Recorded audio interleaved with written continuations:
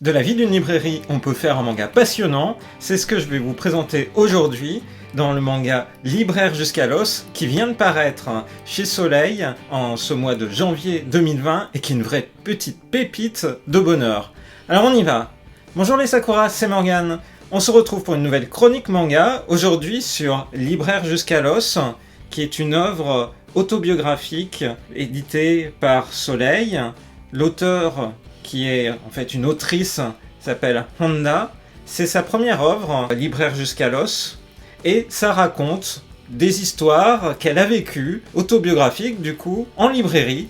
Elle travaille dans une librairie de manga, sans doute à la capitale, et elle rencontre toute une gamme assez passionnante de clients tout au long de son travail.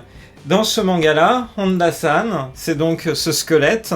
C'est l'origine même du titre japonais, puisque le titre japonais c'est Gaikotsu Shotenin Honda-san, qui veut dire le squelette travaillant en librairie Honda. Ce qui est raconté dans ce manga, c'est vraiment le quotidien d'un employé de librairie japonais.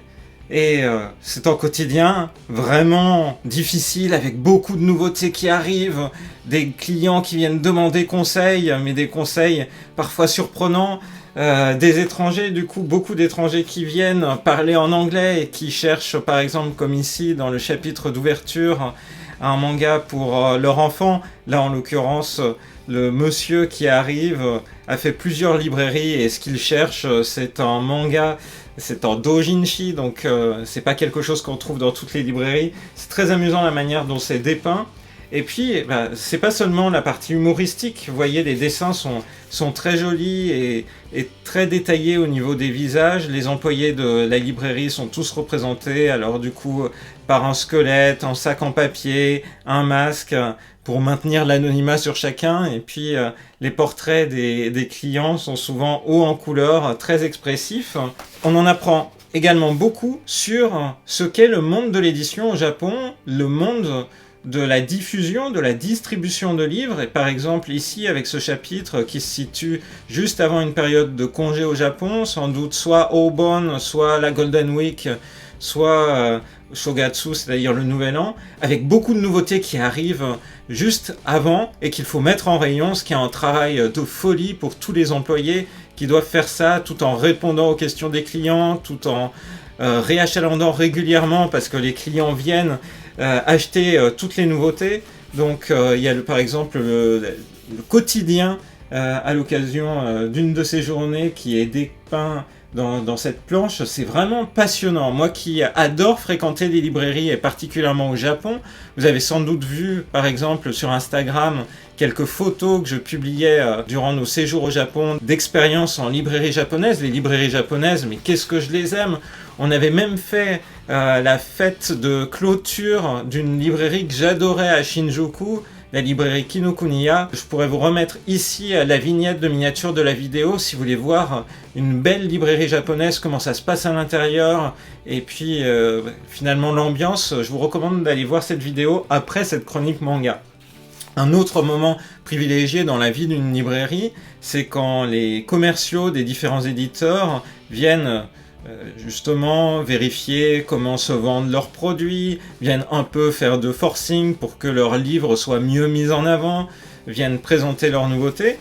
Et à cette occasion, c'est amusant parce qu'il y a un Français qui apparaît, Frédéric Tout le Monde, qui est un Français qui existe vraiment, c'est son vrai prénom, son vrai nom. En fait, c'est le responsable des deux labels de publication de manga français au Japon, que sont le label des Humanoïdes Associés et puis le label Euromanga. C'est par ces labels-là, par exemple, que des bandes dessinées traditionnelles franco-belges sont éditées au Japon, et puis aussi Radiant, le fameux manga de Tony Valente. Et c'est amusant de voir vraiment plein de choses comme ça qui sont du quotidien de librairie. On sent que c'est une librairie qui synthétise finalement toutes les expériences que peuvent vivre les libraires au Japon. J'ai vraiment retrouvé l'ambiance des librairies japonaises en lisant ce titre que j'adore parce qu'il est drôle, il est véridique, il en apprend plus sur la vie quotidienne au Japon et sur tout ce qui se passe dans les librairies, dans le secteur de l'édition. C'est un secteur que j'adore, vous vous en doutez, avec toutes mes chroniques manga. Et même au-delà, parce que c'est simplement drôle tout ce qui est dépeint dans ce manga, qui est donc une série qui comptera 4 tomes, puisque la publication est terminée au Japon. Elle s'est déroulée de 2015 à 2019, en pré-publication dans le magazine Genepixiv, qui est un magazine en ligne et qui avait pour positionnement éditorial un positionnement original, puisque le but c'était de proposer des shonen manga pour filles. Donc de casser un peu les genres et d'aller au-delà du clivage traditionnel qui est très fort, surtout au Japon, entre shonen et shoujo. Et du coup, vous voyez, je pense que Libraire jusqu'à l'os peut plaire à tout le monde, qu'il soit garçon, fille ou dans notre genre. Donc c'est vraiment une œuvre chaudement recommandée. Pour aller plus loin en fait sur le cadre de publication de cette œuvre-là, il faut savoir que c'est le premier manga de la mangaka Honda, qui depuis a signé une autre œuvre qui est toujours en cours de publication au Japon. Elle est prépubliée sur Line Manga. On est toujours dans l'importance de la publication numérique, comme vous le voyez, puisque du coup Libraire jusqu'à l'os était lui aussi prépublié au format numérique, avec des volumes reliés qui sortent au format papier. Et donc cette nouvelle œuvre qui s'appelle Hoshitonde compte 2 tomes parus, l'un en octobre 2018, l'autre en octobre 2019, et le protagoniste est entré dans une école d'art et doit participer au cursus qui est dédié au haïku, les fameux poèmes traditionnels japonais, et c'est de là que partent plein de situations, elles aussi assez rigolotes. Donc c'est la nouvelle œuvre de l'autrice qui est disponible. On peut suivre le quotidien de cette autrice aussi sur les réseaux sociaux, puisqu'elle est sur Twitter et elle partage régulièrement des nouvelles autour des séries qu'elle publie et de son travail.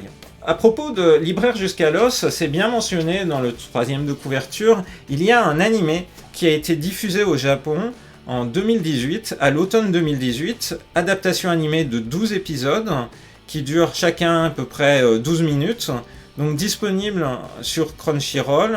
C'est une adaptation animée qui a été faite en utilisant l'animation Flash. Elle passait au Japon dans la nuit de dimanche à lundi aux alentours de minuit. C'est une adaptation réussie, tout à fait complémentaire du manga, puisqu'il y a des histoires qui sont dans l'adaptation animée qui repartent de brouillons qui ont été écrits par la mangaka Honda, mais pas forcément utilisés dans le manga. Et de la même manière, certains chapitres du manga sont présentés de manière différente. Je pense par exemple à un des premiers chapitres, le 2e chapitre, qui évoque par exemple les fans de Boys Love à travers le monde. Donc c'est tout à fait intéressant de lire les 2 œuvres. Elles sont complémentaires et l'adaptation animée est haute en couleurs elle aussi. L'adaptation animée couvre les 3 premiers tomes de Libraire jusqu'à l'os, et le thème d'ouverture a un titre rigolo puisqu'il s'appelle ISBN, Inner Sound and Books Narrative, et l'ISBN c'est l'identifiant unique des livres. Donc voilà, plein de clins d'œil au monde de l'édition que j'ai particulièrement apprécié. Donc Libraire jusqu'à l'os, une œuvre qui comptera 4 tomes, particulièrement drôle, particulièrement révélatrice du marché de l'édition et du manga au Japon. C'est vraiment mon coup de cœur de ce début d'année 2020 et je ne peux que vous le recommander, vous devriez apprécier, et je vous invite à laisser en commentaire de cette vidéo vos impressions par rapport à ce titre. Quant à moi, il ne me reste plus qu'à vous dire à très bientôt dans une prochaine vidéo sur la chaîne de Rosalis. Bye bye!